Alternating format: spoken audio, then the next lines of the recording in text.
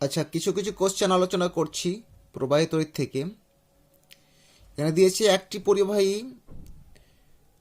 পদার্থে কি কি শর্তে ওহমের সূত্র প্রযোজ্য হয় না। আমরা অর্ধ পরিবাহীর ক্ষেত্রে প্রযোজ্য হবে না। কেন? পরিবাহীর ক্ষেত্রে V varies as I, V equals to I R এই সমীকরণ মেনে চলে। ভি এর সঙ্গে আই গ্রাফ প্লট করলে স্ট্রেট লাইন হয়। কিন্তু অর্ধ পরিবাহীর ক্ষেত্রে কি হয়ে যায়? এরকম হয়ে যায় সম্মুখ প্রবাহে, আর বিপরীত প্রবাহে উল্টো দিকে হয়ে যাবে। তো অর্ধ পরিবাহীর ক্ষেত্রে প্রযোজ্য হবে না। এই কোশ্চেনটা ইম্পর্টেন্ট। তারপরে 6 নম্বর একটা কোশ্চেন দেখো, প্রশ্নটা আছে কেন, রোধের তাপ গুণাঙ্ক বলতে কি বোঝো, আর কোন ক্ষেত্রে রোধের মান তাপমাত্রা বৃদ্ধির ফলে কমে যায় উদাহরণ দাও। এইটা কিন্তু রোধের তাপ গুণাঙ্ক বলতে কি বোঝো, একই রকমভাবে আলফাটা মনে রাখবে, আলফা সমান R suffix T minus R nought into R zero, আর টি এর মানটা 1 হবে। প্রতি ডিগ্রি সেলসিয়াস উষ্ণতা টি এর মানটা হবে, নিচের যে টিটা আসবে 1 ডিগ্রি সেলসিয়াস। প্রতি ডিগ্রি সেলসিয়াস বা সেন্টিগ্রেড তাপমাত্রা বৃদ্ধিতে একক দৈর্ঘ্য রোধ বিশিষ্ট কোনো পরিবাহী রোধের যে বৃদ্ধি ঘটে তাকে ওই পরিবাহীর রোধের উপাদানের রোধের তাপ গুণাঙ্ক বলে। অর্থাৎ আলফার মানটা এখানে নিচে R suffix T minus R nought by R nought into T, T এর মানটা 1 হবে। কোন ক্ষেত্রে প্রযোজ্য হয় না এটা? অর্ধ পরিবাহীর ক্ষেত্রে প্রযোজ্য হয় না। তারপর কার্বন তড়িৎ বিশ্লেষ্য পদার্থ কিছু কিছু অন্তরক, উদাহরণ হিসেবে কাচ, গ্যালভানাইজেশন, গ্যালভানাইজড ইন্ডিয়ান রাবার ইত্যাদির ক্ষেত্রে প্রযোজ্য হয় না। এটা ভালো কোশ্চেন। আরও কোশ্চেন দেখছি, একটা ইম্পর্টেন্ট কোশ্চেন হচ্ছে তোমাদের এই যে একটা কোশ্চেন আছে, এই কোশ্চেনটা তোমাদের ইম্পর্টেন্ট একটা কোশ্চেন। কোন কোশ্চেনটা এটা? এটা হচ্ছে 18 নম্বর কোশ্চেন, হাইলাইট করছি। কি দিয়েছে? কোষের অভ্যন্তরীণ রোধ কিসের উপর নির্ভর করে? এটা ভালো কোশ্চেন। কোষের অভ্যন্তরীণ রোধ কিসের উপর নির্ভর করে? কি কি বিষয়ের উপর? এখানে 5টা বিষয় আছে। একটা হচ্ছে কি, কোষের অভ্যন্তরীণ রোধের মান কোষের ব্যবহৃত 1 নম্বর তড়িৎদ্বার দুটির দূরত্ব, মানে ক্যাথোড অ্যানোডের মধ্যে দূরত্ব হবে। তড়িৎদ্বার দুটির প্রকৃতি হবে, কোন প্রকৃতির তড়িৎদ্বার নিয়েছি।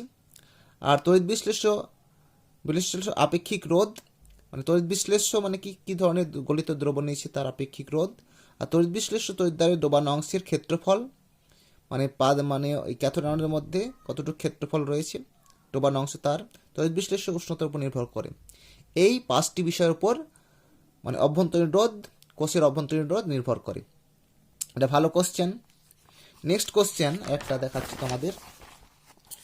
কোশ্চেন এই যে কোশ্চেনটা খুবই ভালো কোশ্চেন। সেই কোশ্চেনটা কি তোমার আমি ভালো করে দেখাচ্ছি তোমাদের, বিশেষ করে তোমাদের এই যে কোশ্চেনটা দেখতে পাচ্ছ সবাই। একটি অ্যামিটারকে কোনো বর্তনীর রোধের সঙ্গে সমান্তরালে এবং একটি ভোল্টমিটারকে শ্রেণী সমাবে যুক্ত করলে কি হবে? এই কোশ্চেনটা ভালো কোশ্চেন। অর্থাৎ বিষয়টা কি, আমরা অ্যামিটার কি কাজে ব্যবহার করি? তড়িৎ প্রবাহ মাত্রা নির্ণয়ে ব্যবহার করি। অ্যামিটারকে বর্তনীতে শ্রেণী সমাবে যুক্ত করতে হয়। আর ভোল্টমিটার হচ্ছে বর্তনীর দুটো বিন্দুর মধ্যে বিভব পার্থক্য পরিমাপ করে। কাজে ভোল্টমিটারকে সমান্তরাল সমাবে যুক্ত করতে হয়। এখানে যদি ভুলবশত যুক্ত করি কি হবে? আদর্শ অ্যামিটারের রোধ কি হয়ে যায়? 0 হয়ে যায়। তাহলে যদি সমান্তরাল সমাবে যুক্ত করি তাহলে প্রবাহমাত্রা সমস্ত অ্যামিটারের মধ্য দিয়ে চলে যাবে, অর্থাৎ শান্টের মতো কাজ করবে, কোনো বিভব পার্থক্য সৃষ্টি হবে না। ঠিক আছে? অর্থাৎ বিভব পার্থক্য পরিমাপ করতে পারবে না। আবার ভোল্টমিটারের আদর্শ ভোল্টমিটার রোধ কি হয়ে যায়? আদর্শ ভোল্টমিটারের রোধ হয়ে যায় কি অসীম হয়ে যায়। কি হয়ে যায়? আদর্শ ভোল্টমিটারের রোধ অসীম হয়ে যায়। অসীম হলে কি হবে? শ্রেণী সমবায়ে তুল্য রোধের মান বেড়ে যাবে, ফলে প্রবাহমাত্রা খুব কমে যাবে, অর্থাৎ দুই ক্ষেত্রেই কার্যকারিতা বিফল হবে। এটা কিন্তু ভালো কোশ্চেন। 30 নম্বর কোশ্চেনটাও ভালো। শান্ট কি? এই যে শান্ট কি, এই কোশ্চেনটা ভাবো, এর ব্যবহারিক প্রয়োগ। শান্ট মানে হচ্ছে একটা বিকল্প পথ যার নিম্নমানের রোধ। অর্থাৎ এটাকে কি কাজে ব্যবহার করা হয়? আমরা অ্যামিটারে যুক্ত করি। গ্যালভানোমিটার থেকে অ্যামিটার যুক্ত তৈরি করতে গেলে শ্রেণী সমবায় এই সমান্তরাল সমবায় একটা শান্ট যুক্ত করি। কেন শান্ট যুক্ত করি? যাতে গ্যালভানোমিটার কয়েল পুড়ে না যায়, সেই রক্ষা কাজে ব্যবহার করা হয়। আর গ্যালভানোমিটার থেকে ভোল্টমিটার করতে গেলে শ্রেণীতে উচ্চমানের রোধ যুক্ত করতে হবে।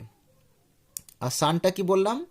গ্যালভানোমিটার থেকে অ্যামিটার তৈরি করতে গেলে সমান্তরালে শান্ট যুক্ত করে আমরা অ্যামিটার তৈরি করি। এটা কিন্তু দুটো ভালো কোশ্চেন।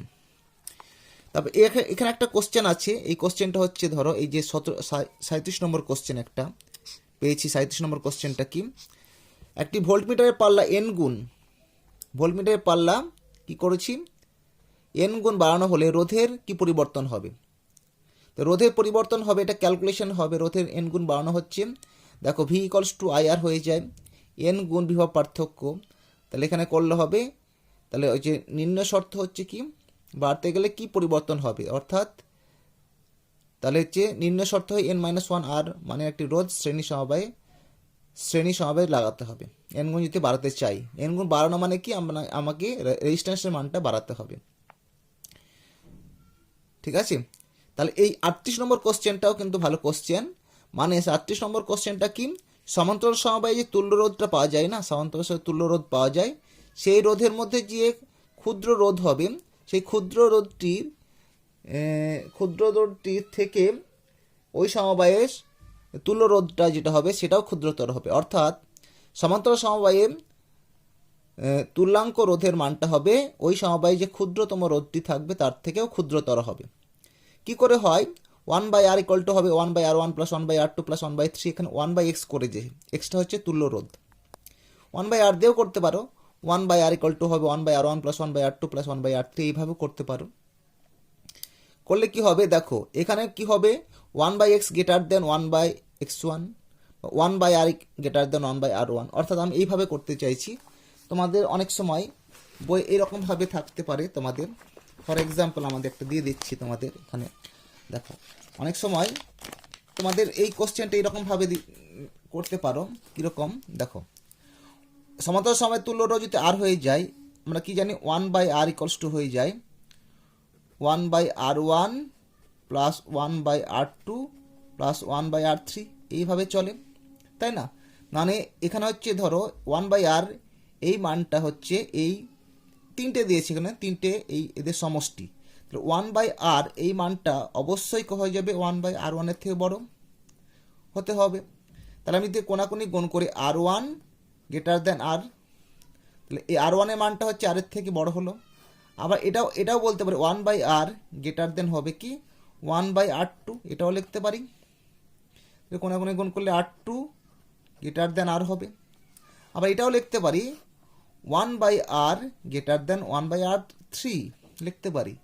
কোনাকুনি করতে করতে r3 গ্রেটার দেন r, অর্থাৎ এই যে r বললাম তুল্য রোধের মান প্রত্যেকটা রোধের থেকে ছোট হচ্ছে, এইভাবে প্রমাণ করতে পারো। সমান্তরাল সমবায়ে তুল্য রোধের ক্ষেত্রে যে ক্যালকুলেশনটি সমীকরণটা দাঁড়ায়, এই সমীকরণটা দাঁড়ায় আরটা তুল্য রোধ আর r1 r2 r3 সমস্তগুলি কি হবে রোধের মান, এক একটা রোধের মান। ঠিক আছে, এই পার্টটা এইভাবে করতে পারো। সেটা ভালো একটা কোশ্চেন ছিল। নেক্সট কোশ্চেন তোমাদের বিচলন বেগ, বিশেষ করে এখানে ধাতব পরিবাহী ইলেকট্রনের অনুপ্রবাহকে ও প্রবাহ ঘনত্বের মধ্যে সম্পর্ক প্রতিষ্ঠা করো। অর্থাৎ এই যে প্রবাহ ঘনত্ব মানে যে বলা হয় I/A, আমরা I সমান কি জানি, I সমান জানি V/D/NEA, মানে এটা যদি মাল্টিপ্লাই করি এটা হচ্ছে তোমাদের বিচলন বেগের রাশিমালা। সেখান থেকে জে এর মানটা কত হয়ে যাবে, I/A করলে জে হয়ে যাবে NE V/D। V/D মানে হচ্ছে এটা বিচলন বেগ বা তাড়না বেগ। এটা কিন্তু ভালো একটা কোশ্চেন। ঠিক আছে, এই কোশ্চেনটা ইম্পর্টেন্ট কোশ্চেন আছে। এবার একটা হচ্ছে নেক্সট কোশ্চেন হচ্ছে তোমাদের এই কোশ্চেনটা ভালো, 47 নম্বর কোশ্চেন একটা আছে, দেখো 47 নম্বর কোশ্চেন। এটা হচ্ছে প্রমাণ রোধক নির্মাণের জন্য ম্যাঙ্গানিন ব্যবহার হয় কেন। এই কোশ্চেনগুলো যদিও 1 ওয়াট সমান কত জুল, এগুলো তো ক্লাস 10-এ পড়েছ। কারণ বিশুদ্ধ ধাতুর ক্ষেত্রে রোধের উষ্ণতা গুণাঙ্কের মান প্রায় কত হয় 0.004 পার ডিগ্রি সেলসিয়াস এর কাছে। উষ্ণতা বাড়ার সঙ্গে সঙ্গে রোধ বেড়ে যায়, কিন্তু যদি আমি উষ্ণতা বাড়লে কিছু কিছু সংকর ধাতুর ক্ষেত্রে উষ্ণতা মানে গুণাঙ্কের মান বৃদ্ধি পায়, কিন্তু খুবই কম বৃদ্ধি পায়। যেমন ম্যাঙ্গানিন বলছি, ম্যাঙ্গানিন কি এর মধ্যে লুকিয়ে আছে, ম্যাঙ্গানিনের মধ্যে তামা, ম্যাঙ্গানিজ এবং নিকেল। ম্যাঙ্গানিন ময় হচ্ছে কি ম্যাঙ্গানিজ, আর তামা হবে আর নিকেল, এটা সংকর ধাতু, এর উষ্ণতা গুণাঙ্কের মানটা খুবই কম, তাই এটা ব্যবহার করা হয়। কেন, বিষয়টা হচ্ছে আমরা উষ্ণতা বৃদ্ধি পেলে ধাতব পরিবাহীর ক্ষেত্রে রোধাঙ্কের মান বা রোধের মানটা বেড়ে যায়। তাহলে আমরা অনেকক্ষণ ধরে তড়িৎ প্রবাহ হলে উষ্ণতার মান যদি বেড়ে যায় এমন মেটেরিয়ালস নিতে হবে যার রোধের মানটাও বেশি কিন্তু উষ্ণতা বৃদ্ধির সঙ্গে উষ্ণতা গুণাঙ্কের মানটা কম হবে। সেই ক্ষেত্রে সংকর ধাতু ম্যাঙ্গানিনটা খুবই কার্যকারী। এই পার্টটা ভালো কোশ্চেন। তারপর এইটা হচ্ছে ভালো কোশ্চেন, যে সমান এই দেখো এই কোশ্চেনটা খুবই ইম্পর্টেন্ট কোশ্চেন। এই কোশ্চেনটা জে ইকুয়ালস টু কি দেওয়া আছে, এই কোশ্চেন জে সমান সিগমা ইন্টু ই মানে ইলেকট্রিক ফিল্ড। এটা হচ্ছে তোমার ওহমের সূত্রে ভেক্টর রূপ। এটা ভালো, কিন্তু এটা হচ্ছে বিচলন বেগের রাশিমালা থেকেই হয়ে যাবে। এই কোশ্চেনটা ইম্পর্টেন্ট কোশ্চেন একটা। ঠিক আছে, এইটা হলো আমরা হচ্ছে পরিবাহী থেকে আমরা আলোচনা করছি। আর এই যে কারশফের সূত্র যেটা বলছি, কারশফের সূত্রের দ্বিতীয় সূত্র গাণিতিক সমীকরণ দিয়ে বিবৃত করো, চিহ্নগুলির অর্থ কি? কারশফের দ্বিতীয় সূত্রটা কি? শক্তি সংরক্ষণ সূত্র, কেভিএল বলি। আর কেসিএল কারশফ কারেন্ট ল হচ্ছে আধান সংরক্ষণ সূত্র। ঠিক আছে, এই দুটো পড়ে রাখবে।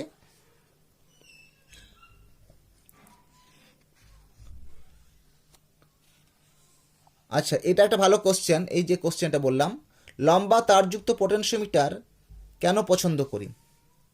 তো পোটেনশিওমিটারের ক্ষেত্রে আমরা কি দেখি, 10 মিটার তার থাকে। 10 মিটার তার মানে কি 1 মিটার দৈর্ঘ্য বিশিষ্ট 10টা তার থাকে, পরপর কানেকশন থাকে। তখন কোটো পোটেনশিওমিটার তারের লম্বা তারের দৈর্ঘ্য বেশি হলে প্রতি একক দৈর্ঘ্যের বিভব পার্থক্য কমে যায়, পোটেনশিওমিটারের সুবিধা বৃদ্ধি পায় এবং পরিমাপের ত্রুটি এররটা কিছু কমে যায়।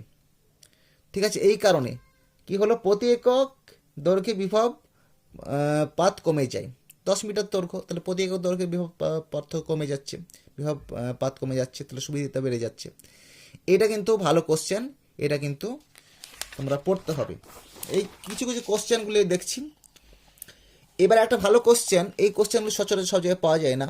তো এই কোশ্চেনটা ওই যে পোটেনশিওমিটারের সুবিধা বৃদ্ধি করা যায় কিভাবে? তো পোটেনশিওমিটার সুবিধা বাড়াতে গেলে তা কতগুলি অবলম্বন করতে পারি, সেটা একটা সুবিধা বাড়াতে হলে একটা নম্বর হচ্ছে তারের দৈর্ঘ্য বাড়াতে হবে, আগেরটাই বললাম। আর পোটেনশিওমিটার তারের মধ্য দিয়ে তড়িৎ প্রবাহমাত্রা কমাতে হবে, তারের দৈর্ঘ্য বাড়াতে হবে, আর পোটেনশিওমিটারের তারের মধ্যে প্রবাহমাত্রা কমাতে হবে, উৎপন্ন তাপ কমে যাবে। তারপর হচ্ছে এই কারশফের সূত্র থেকে হুইস্টন ব্রিজের প্রতিমিত হওয়ার শর্ত কারশফের সূত্র থেকে নির্ণয় করে। এটা কিন্তু ইম্পর্টেন্ট কোশ্চেন, এসেছিল, 1 বছর অন্তরই দেয়। এটা কিন্তু P/Q/R/S এইটা কিন্তু প্রতিষ্ঠা করতে হয়, P/Q/R/S এটা প্রতিষ্ঠা করতে হয়। হয়েছে, এটা হচ্ছে ভালো কোশ্চেন। আর কি আর বলছি, হুইস্টন ব্রিজের উচ্চমানের তড়িৎ ব্যাটারি ব্যবহার করা হয় না কেন, উচিত নয় কেন? এইটা ভালো কোশ্চেন। হুইস্টন ব্রিজে উচ্চমানের তড়িৎ সরবরাহকারী ব্যাটারি ব্যবহার করা হয়, উচিত নয় কেন? হুইস্টন ব্রিজ কি করা হয়, ব্রিজে কম তড়িৎ চালক বলের কোষ ব্যবহার করা হয় না হলে বেশি প্রভাবের ফলে উৎপন্ন তাপ P/Q/R মধ্যে রোধের বৃদ্ধি পাবে, নষ্ট হবে। এত কি, তাহলে কি হবে, যদি আমি উচ্চমানের রোধ কোষ যুক্ত করে তাহলে প্রবাহমাত্রা বেশি হবে, প্রবাহমাত্রা বেশি হলে কি হবে, তাপ উৎপন্ন হবে, তাহলে গ্রাউন্ডের সুবিধা নষ্ট হয়ে যাবে। এইটাই হচ্ছে কারণ, মেন কারণ। এটা কিন্তু ভালো কোশ্চেন, হাইলাইটেড কিছু কোশ্চেনগুলো আলোচনা করছি। তারপর হচ্ছে তোমার দেখাচ্ছি কিছু পার্টগুলো, ভালো ভালো কিছু কোশ্চেন। আচ্ছা, এখানে একটা ভালো কোশ্চেন আছে তোমার, দেখো এখানে 70 নম্বর কোশ্চেন, একটু তুলে নিচ্ছি।